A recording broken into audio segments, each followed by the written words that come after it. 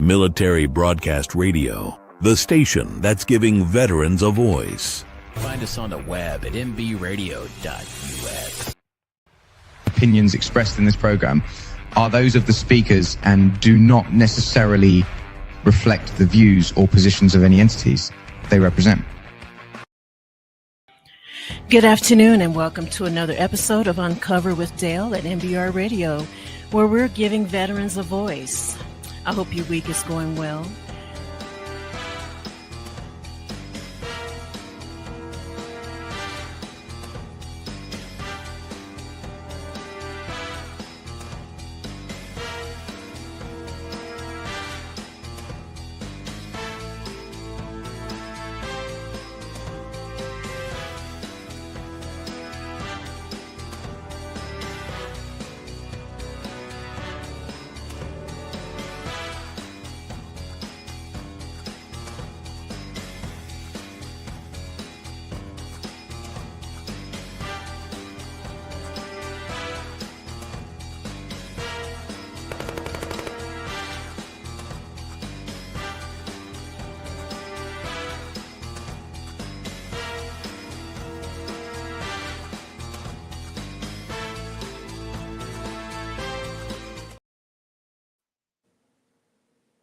Hello, everybody. Welcome to the Underground. I'm Truckermouth, and you're on the road. Here on the road today, we're going to discuss a major safety issue on our nation's highways. We have people out there. Military is one.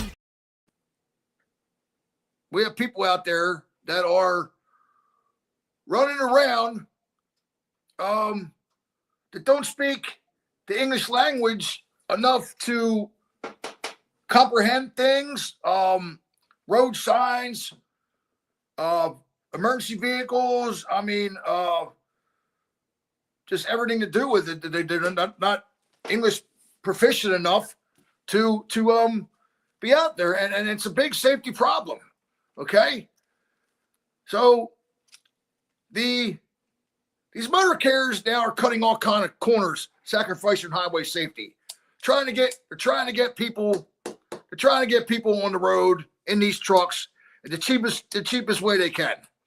And they're cutting corners any way they can.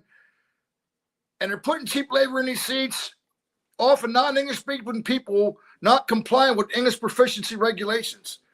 So this became such a problem that the Department of Transportation came up with the English Proficiency Regulations Act. Okay? Act 39111, general qualifications for drivers. Okay, this became such a problem that they actually it was enacted in 1936, but it wasn't enforced. So the English Proficiency Act come up with a general qualification for drivers guidelines. Okay, and it is stated, a driver must be qualified to drive a commercial vehicle. A driver must be able to read and speak English language good enough to converse general public and to understand highway traffic signs and signals in English and respond to official inquiries. Okay, these people are not, they're wrecking, they're killing people, and it's just a huge safety concern out there. And I don't know how it got like this, but these people are getting CDLs through loopholes. These regulations date back to 1936 with only a few additions. Obviously, they weren't enforced. Obviously, they weren't. This to grow to a national problem of safety on our nation's highways, it wasn't enforced, that's for sure. In 2014, the English Proficiency Regulations, which was then enforced as part of the Commercial Vehicle Safety Act, put drivers out of service. Okay? Resulted in 100,280 violations, and only 4,036 of these drivers were placed out of service. Only 4,036 of them were placed out of service. I was placed out of service for running an hour over my logbook. And that's what's an hour service? 36 hours off? 24 hours or something like that? It sucked. I was stuck out in the middle of nowhere. All they had was a vending machine. Every time I went in there, these DOT officers were messing with me. And these guys are running the roads. Unbelievable. The 2014 English Proficiency Regulation, which was then enforced as part of the resulted, we discussed that. In 2015, the Commercial Vehicle Safety Act voted to drop the English Proficiency Regulations from out of service criteria. So they didn't want to put these people out of service. What do you mean you don't want to put them out of service? I don't understand it. How could you not put these people out of service if they're in violation of Commercial Vehicle Safety Act? Don't make any sense to me. They put any air driver out for a tire or this and that. But no, these people get ready to run the road. See, the Border Patrol and all can't catch all these people. In 2024, $91 billion of freight came over to the American-Mexican border. So, I mean, they got trucks lined up every day. I mean, you can't catch everybody.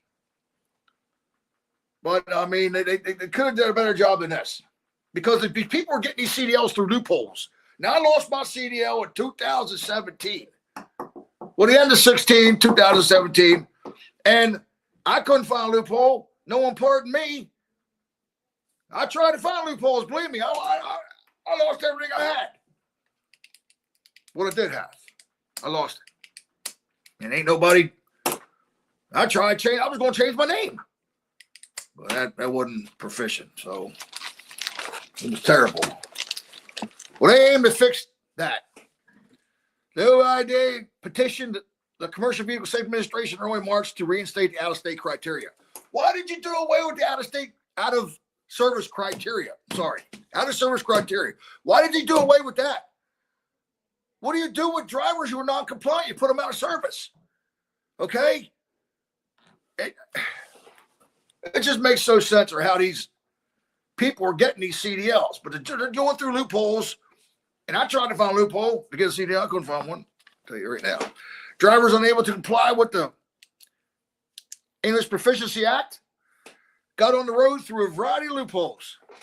And they're closing them up. They're sewing them up. And,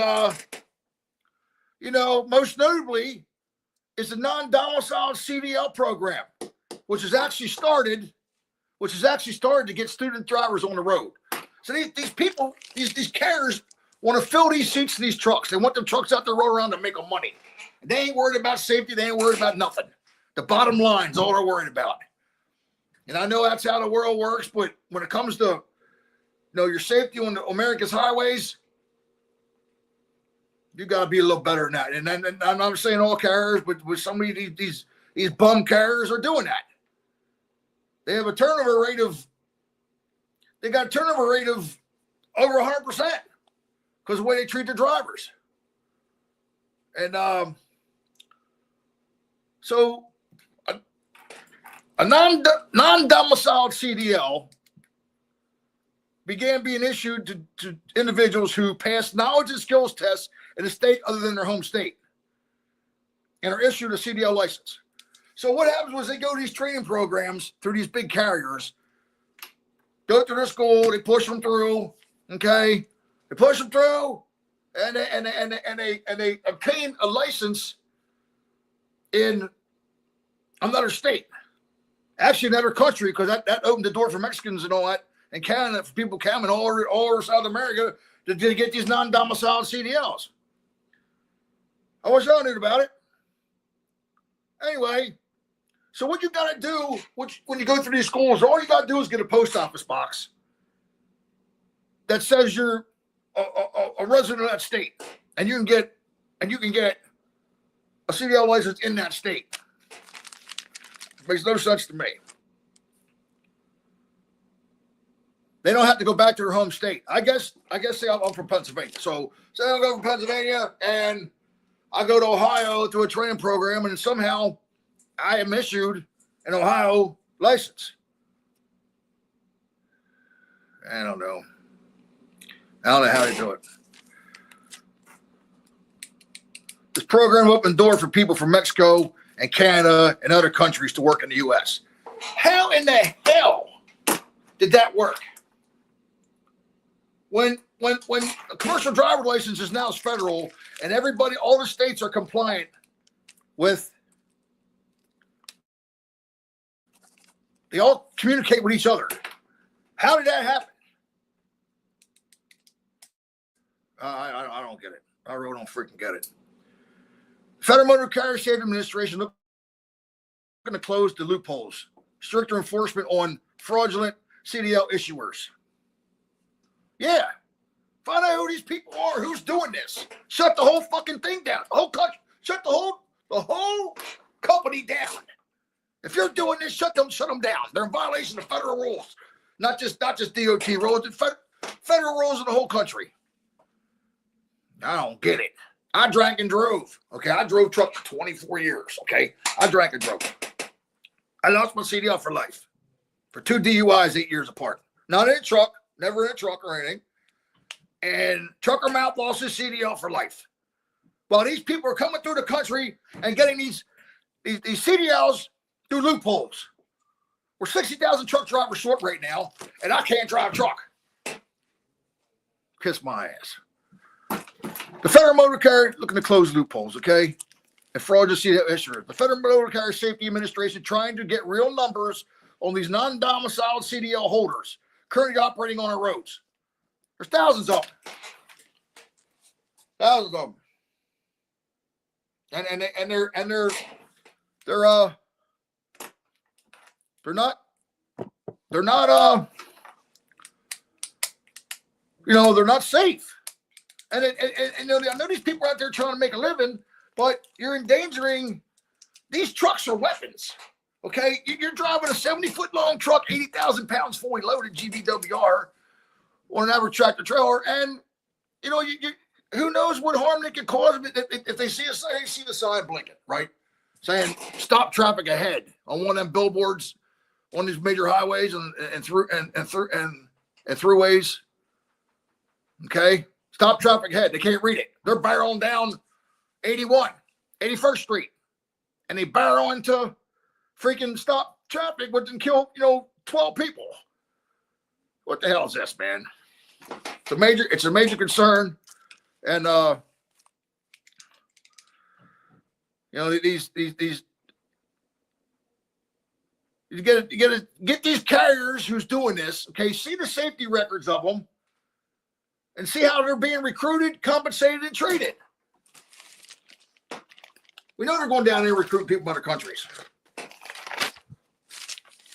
And that's just not right, man. I mean, you can, I understand that, the money makes the world go down, but you gotta be safe, man. I mean, like I said, I got a lifetime suspension for that. And you got, people running around the country that can't understand the language, proficiency enough to be safe out there. And that's why I did the show on this. I did Truckermouth putting the hammer down on unsafe drivers. Right? He don't like it. And I just they're coming into these countries from these countries, and these people were taking them in. How can you not even be a citizen of the United States and get a CDL license? How's that happen in America? I don't understand it. So there's other loopholes too. Okay. First of all, people are issuing fake CDL licenses out there, and completely fake CDLs. And as long as you don't get really looked at, they look genuine. I mean, they're preying on, they're giving these people, and they're doing that.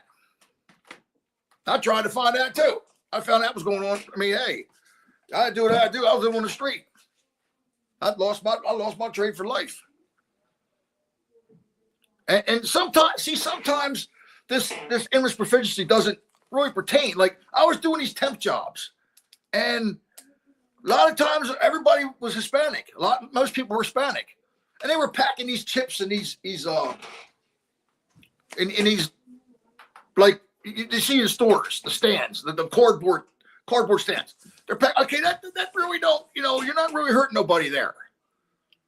You're not really hurting nobody there.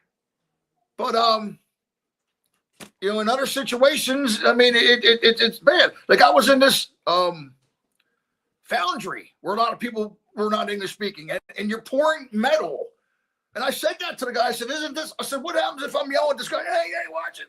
The ladle's turning over, and he can't understand what I'm saying. So, okay, well, it's time for a station break. When we come back, more Truckermouth's putting the hammer down on fraudulent CDLs.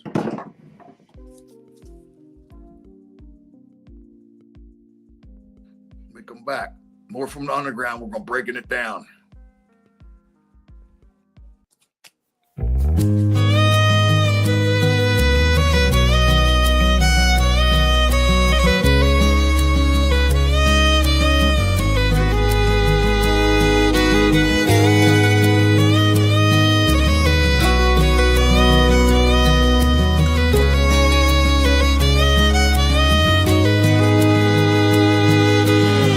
Everywhere I go, trouble seems to find me. There ain't no place that I fit in. Raised in the backwoods, and just like him, oh, I'm a fighting man. Well, I was born with a gun in my hand, child of this land. Lord, please save me from my sins, out here howling in the wind. Look to the west, see your sunset. Someday kneel at the pew. Oh, it's old wasteland, it is my land. Around here I do what I wanna do. Well, I was born with a gun in my hand, child of this land. Lord, please save me from my sins, out here howling in the wind.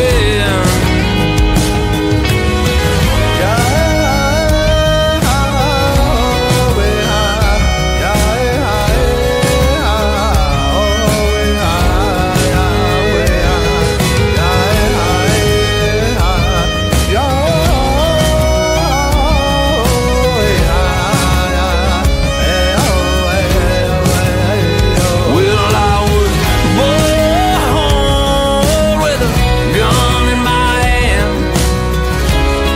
child of this land. Lord, please save me from my sins, out here howling in the wind.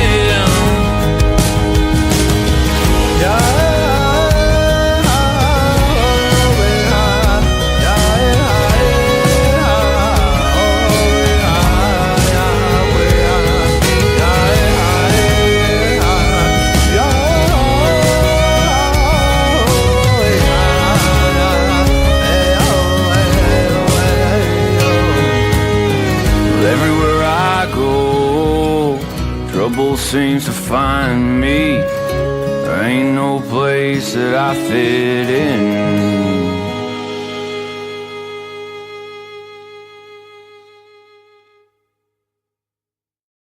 Military. Welcome, everybody. Welcome back on the road with Truckermouth. Truckermouth today is putting the hammer down on fraudulent CDLs and the safety. Okay? We're talking about loopholes, how these people obtain these CDL licenses and run our nation's highways. And the only way they're operating in the United States is abuse of what's called the B1 visas.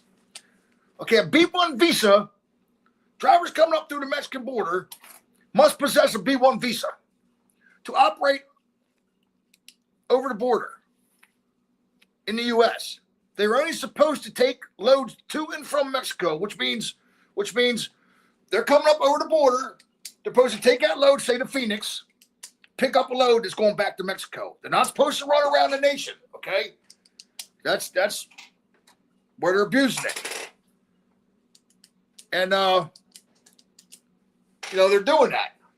And they're doing it because they're told to do it. And, they're just trying to make a living. But, these carriers, Mexican carriers, they're keeping them here because freight's higher here. And they can make a lot of money. But they're abused. Everything's abused. Everything. Okay? Probable fleets using the B1 visa drivers and keep them in the country, running all around and picking up and delivering to points in the U.S. is known as cabotage. Okay, the saying for that, when you stay in the country running around, picking up and delivering, it's an act called cabotage. And it's against federal regulations. Cabotage lowers the price of freight because the carriers only they do it a lot, they pick up to a lot cheaper than the price of U.S. carriers. Okay, so they're lowering the cost of freight, and the freight's already low. All right, they're running around here picking up and delivering freight, at a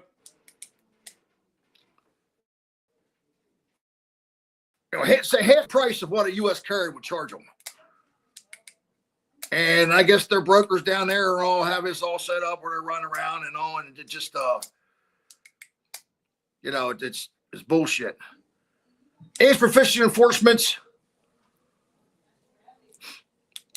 Customs and Border Patrol should enforce the law. State and local law enforcement should be trained to enforce cabotage law. Yeah, everybody should be aware of this act, this cabotage act. And it became such an issue that they came up with a word for what they're doing. It's cabotage. Carriers found guilty should be severely punished to put out of service. If you're running them, look, it's time to do something. Asking people to do something is one thing. Now we're telling them, don't do this. All right? These people can't read proficient English and understand the road signs and all that. And they're a safety thing, and like I said, they're just doing what they're told to do, but it's a safety act, and they need to be put out of service. And English proficiency enforcement boils down to safety. These people with non-domiciled CDLs and B1 visa abusers contribute to influx of drivers unable to safely navigate the U.S. highways. And they need to be stopped. I mean, the DOT was all over me. All over me. I lost my CDL for life when I did drank and drove. Okay, yeah. Truckermouth, terrible person, okay? I can't get my CDL for nothing. They got all these loopholes again. People making fake CDLs, the B1 visas and non-dial CDLs. And I'm a safety issue? You got big kid. Truckermouth's a good guy. He drove truck for 24 years. And it's just, these people are unable to safely navigate U.S. highways. The situation has grown tremendously with fleets of all sizes looking to make money on these people. Yeah, they're doing it. They're putting anybody in these seats. They don't care. It's the bottom line. They don't care about safety. And if you get caught with these people and putting people on America's highways in danger, you should be not just shut down, but arrested and jailed. Okay? And if one of these people, one of these trucks gets in a wreck and kills somebody, you should be held accountable for that. Because you know what you're doing. These people are willing to work for far less than U.S. drivers are paid and are not compliant with the regulations, okay? They're trying to make a living, but there are a safety issue here in the United States. And again, it's against the federal law. So we got to stop it. We got to shut it down. And Truckermouth's putting a hammer down on it.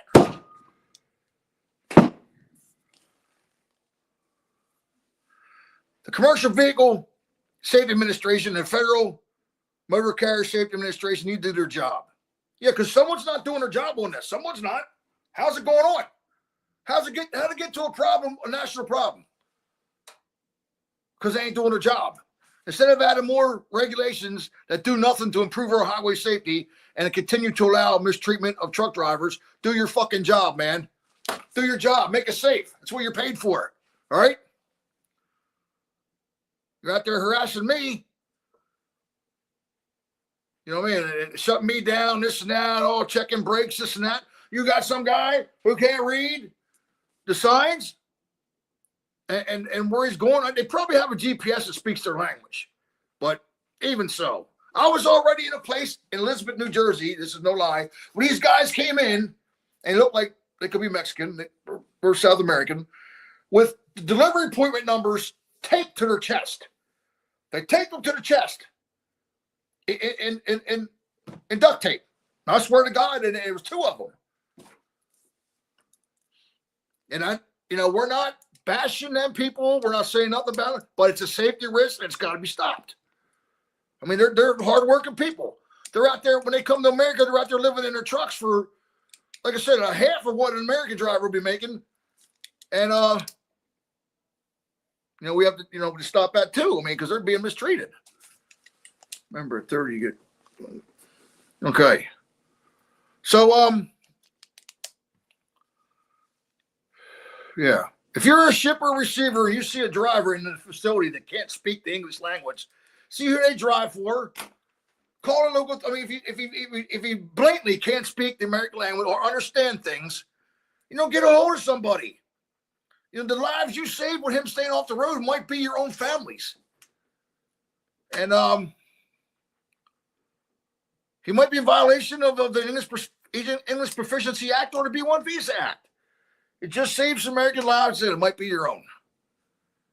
A fully loaded tractor trailer, 70 foot long, 8,000 pounds, like I said, can do a lot of damage. A truck could kill a lot of people on the road if it barrels through stop traffic. Say there's one of them highway signs that say stop traffic ahead, and he can't understand it and barrels right through traffic and kills 12 people. I mean, this guy could be a terrorist for all we know. And he's right on our nation's highways with a weapon like that. So they need to do their job. And like I said, $91 billion in freight came over the Mexican border last year. And, they can't catch everybody. They shouldn't be issuing these B-1 visas to everybody. I mean, they should have to take a proficiency. If you ask me, Truckermouth says they should have to take a proficiency test before you get on the road with a B-1 visa. Now, I'm not sure if the carrier gets that and they run under the carrier, or each individual truck driver has to get that. I'm not sure about this, but they need to do something with that. America's 60,000 truck drivers short. And I drove truck for 24 years, and they won't pardon me. I can't get a loophole. I never was in a wreck. I never had a wreck, no nothing in a commercial vehicle. So, definitely got to crack down, and Truckermouth's putting a hammer down on fraudulent CDL holders, and it's a big safety concern for everybody out there. And that's why I did the show on it. I was concerned about it. I witnessed it myself, and it's got to be stopped. They got to do something about it before more people are killed, more Americans are killed on the roads. If you don't speak the English, stay off our nation's highways. I mean, if you can't speak it proficiently, safely, and operate a vehicle, stay off the highways, man. They said Uber Freight is one of the companies reaping the benefits the surge in Mexican cross-border freight. On October 22nd, the company announced a 77% year-to-year increase in cross-border new business production. CEO Lear Ron also pointed out the company's moving nearshoring to Mexico. Nearshoring supplies chains and cross-border trade and priorities used at our shipper partners. So Uber Freight is one of their big contributors to this. And if they're doing it and they're recruiting people from South America or wherever and can't speak the language, they need to be shut down. They need to be shut down and dealt with severely. And that's Truckermouth's opinion. And I think, do that will save some Americans' lives, and it might be your own family's lives. So, all right, well, about all I got.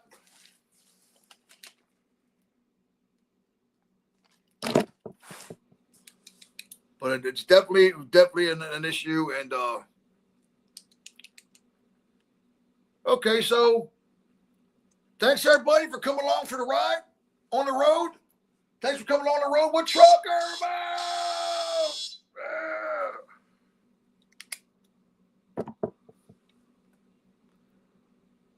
Stream.